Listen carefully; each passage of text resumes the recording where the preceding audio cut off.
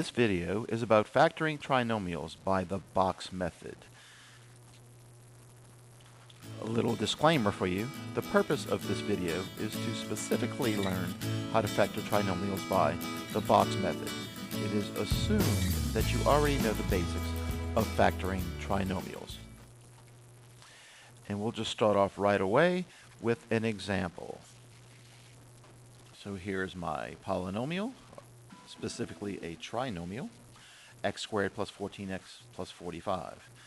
I'm going to put my x squared right here and my 45 right here. I don't have to put the plus sign because I'm assuming it's positive right here.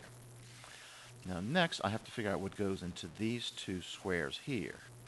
The two numbers that I'm looking for need to multiply together to give me a 45, and they should add up to a positive 14.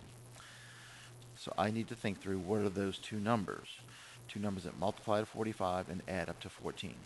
For this one, I'll just assume that these two numbers popped into our head. I believe that 9 and 5 work. So in these two squares, I'm going to put a 9x and a 5x. It doesn't matter which one you put where. Now the next part is similar to factoring by grouping. I'm going to look at these two squares right here and look for a common factor. I see a common factor of x, which I will factor out to be right here. Then I'll say x times what equals x squared? Well, that would be x. And x times what equals 5x? Well, x times 5 equals 5x. Again, it's assumed to be a positive. Now I need to figure out what goes here. I'm going to say what times x equals 9x. Well, 9 times x equals 9x. And the last part is just an assurance. Look, 9 times 5 equals 45. I wanted that to happen. So my two binomials that I get when I factor will be x plus 5 times x plus 9 from here and here. Just like any method of factoring, after you get your solution, or your two factors, you want to multiply these together by whatever method you learn to make sure that you get the original trinomial. Let's go to our next. This example, x squared plus 15x plus 36. I'm going to put my x squared in the first box, my positive 36 here. Now I need to think of what two elements to put here. I'm trying to think of two numbers that multiply together to give me 36 and that add up to 15. Now let's pretend like I don't know what they are. So I'm going to show you a method where you can always come up with them. You can just try everything. Say, well, how about 1 times 36? No, that doesn't add up to 15. How about 2 times 18? No. After 2 comes 3. How about 3 times 12? Yes, that works.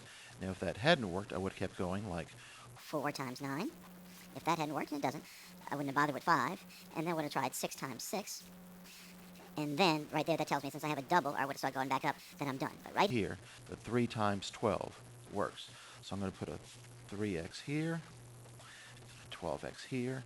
The order does not matter. Now I'm going to factor. I'll look right here for a common factor, which happens to be x. Then I'll say x times what equals x squared? X. X times what equals 12x? That would be a positive 12. Now I just have to figure out what goes here.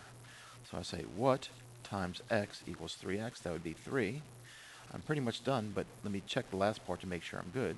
Does 3 times 12 equal 36? Yes, it does. So now I'm able to write my solution, my factors, as x plus 12 times x plus 3. And of course, again, I would check this by multiplying these to make sure that I get the original trinomial. Next example, y squared minus 12y plus 27. So I'm going to put my y squared here, my positive 27 here. I'm looking for two numbers that multiply together to give me 27 that add up to a negative 12. So that tells me right away that my two signs have to both be negative. My two numbers have to be negative, because a negative times a negative will give me a positive 27, but a negative plus another negative will give me a negative 12. So let me just think through that. Sounds like 9 and 3, therefore negative 9 and negative 3. So I'll put those in either order. And now I'm just going to go ahead and Factor as before. I have a common factor of y. Y times y equals y squared, and y times negative 3 equals negative 3y. Now, what times y equals negative 9y? Negative 9. Now, hopefully the last part checks out. Negative 9 times negative 3 does equal positive 27. So I now have my two factors, y minus 3 times y minus 9. Next example. So for this problem, I will put my m squared here and my negative 24 here. I'm looking for two numbers that multiply together to give me a negative 24 that will add up to a positive 5. Since the two numbers have to multiply together to give me a negative, I know my signs have to be different, one positive and one negative. And when you add a positive and a negative, you do some subtracting. So I'm trying to think of two numbers that multiply to 24 that will subtract to give me 5. So I'm thinking of 1 and 24, no. Next would come 2 and 12, no. Next would come 3 and 8, yes. Okay, but one of these has to be negative. Since my middle term is positive, I'm going to make the big number positive and the smaller number negative. So now I can put my positive 8m here and my negative 3m here, and now I can go through the regular factoring process. The common factor of m. M times m is m squared. M times negative 3 is negative 3m. What goes here? 8 times m equals 8m, and thankfully 8 times negative 3 does equal negative 24. So now I can factor m minus 3 times m plus 8.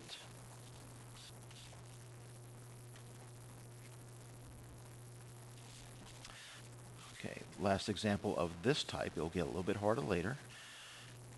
P squared negative 20. Looking for two numbers that multiply together to give me negative 20. So again, we'll have different signs, and that will add up to a negative 8. So again, they're going to be different signs, so they're going to subtract to give me 8. So 1 and 20, no. 2 and 10, we have a winner. And since my middle term needs to end up being negative, I'm going to make this bigger number negative and the smaller number positive. So it'd be a minus 10p and a positive 2p. And now I can do my factoring. Here I can factor out a p. P times p is p squared, and p times 2 is 2p. And let's see, negative 10 times p equals negative 10p, and I'm glad that negative 10 times 2 equals negative 20. I know I have victory. So my factors are p plus 2 times p minus 10. Don't forget to check this by multiplying these to see if you get the original trinomial. So here we're going to have some practice problems, and you want to press pause, try to factor these, and then come back and check your answers. Press pause in 3, 2, 1.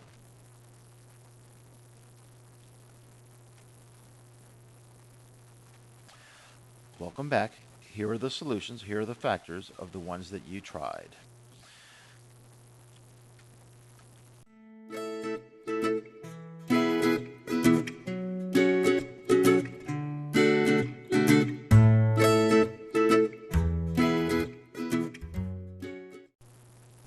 Okay, now we're going to kick this up a notch. Do you notice anything about this trinomial that makes it a little bit harder than the others? You got it. It's that guy. We didn't have that before, but it's still okay. We're good. I'm going to put my 2x squared here. I'm going to put my 18 here just like before, but here is the new twist. The two numbers that I'm looking for to go here have to multiply together to give me 36. What? Where did that come from? 2 times 18. And these numbers, just like before, will add up to a positive 13. So I'm looking for two numbers that multiply to 36, that add up to 13. 9 and 4 pop in my head, so let's go for it. 9x and 4x. Now I'm going to factor just like before. Looks like my common factor here is 2x. So 2x times x equals 2x squared, and 2x times 2 equals 4x. Now what times x equals 9x? 9. And let's check it. 9 times 2 equals 18. we're good. So my factors are 2x plus 9 times x minus 2. Next example. So for this problem, I will put my 3n squared here, my positive 20 here. I'm looking for two numbers that will multiply together to give me a positive 60, and they will add up to a negative 17. Well, here's a clue. Since they multiply together to give me a positive, and they have to add up to a negative, I know both numbers have to be negative. So let's think through this. 1 times 60, no. 2 times 30, no. 3 times 20, no. 4 times 15, no. 5 times 12, yes. Negative 5 times negative 12 is a positive 60, and negative 5 plus negative 12 is a negative 17. So I'll put my negative 5 in here, and my negative 12 in here, and they'll all factor by the way we've been doing it. Looking for my greatest common factor, which is 3n. 3n times n is n squared, and 3n times negative 4 is negative 12n. So what will go here? I believe a negative 5, because negative 5 times n is negative 5n, and yes, negative 5 times negative 4 is 20. So we now can write our factors. N minus 4 times 3n minus 5. Okay, let's try this one. I'll put my 6y squared here, my negative 20 here. I'm looking for two numbers that multiply together to give me a negative 120, and that will add up to a negative 7. The fact that they multiply together to give me a negative tells me that my signs have to be different, so I need to have a positive number and a negative number. Therefore, these two numbers will subtract to give me a 7. Okay, let's try this. Let's see. How about 6 and 20? No. So how about 8? And 15. Those do subtract to give me 7, so that's going to be what I want. Now, since the middle term is a minus, or has a negative, I want my bigger of these two numbers to be the negative. So I'll put my negative 15y Here, and my positive 8y here. And now I will factor. Looks like my common factor, my greatest common factor, is a 2y. 2y times 3y is 6y squared, and 2y times 4 is 8y squared. 3y times what is negative 15y? I believe a negative 5. And negative 5 times 4 does that equal I negative 20. am cooking So I know with butter. Alrighty, next example.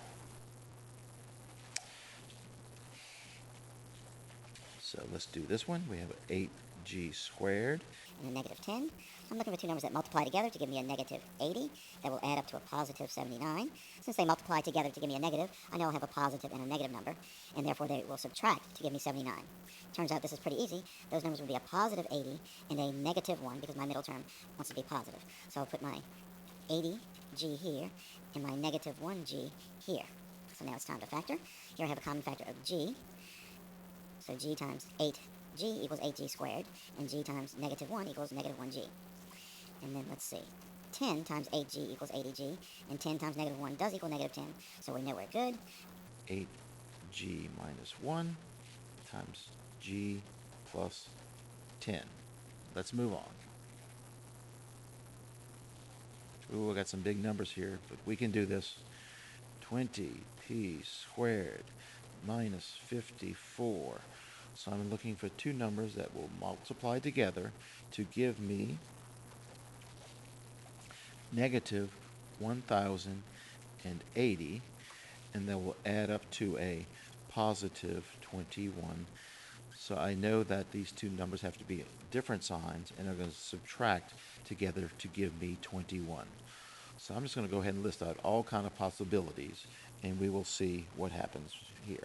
Okay, I tried a bunch of different things, and finally I got to 24 and 45, and these two numbers do subtract to give me 21. And since my middle term wants to end up being positive, I am Going to make my bigger number positive and my smaller number negative. So now I'll fill in my square, so negative 24p and a positive 45p. Let's factor this out. My common factor is, I believe, 5p here. So 5p times 4p equals 20p squared, and 5p times 9 equals 45p. 4p times what equals negative 24p? I believe that'd be negative 6. And we got this times this equals this. We have a winner. p plus 9 times 5p minus 6. Okay, here we go. 6x squared and a positive 48. I'm looking for two numbers that multiply together to give me 288, and that will add up to a negative 36.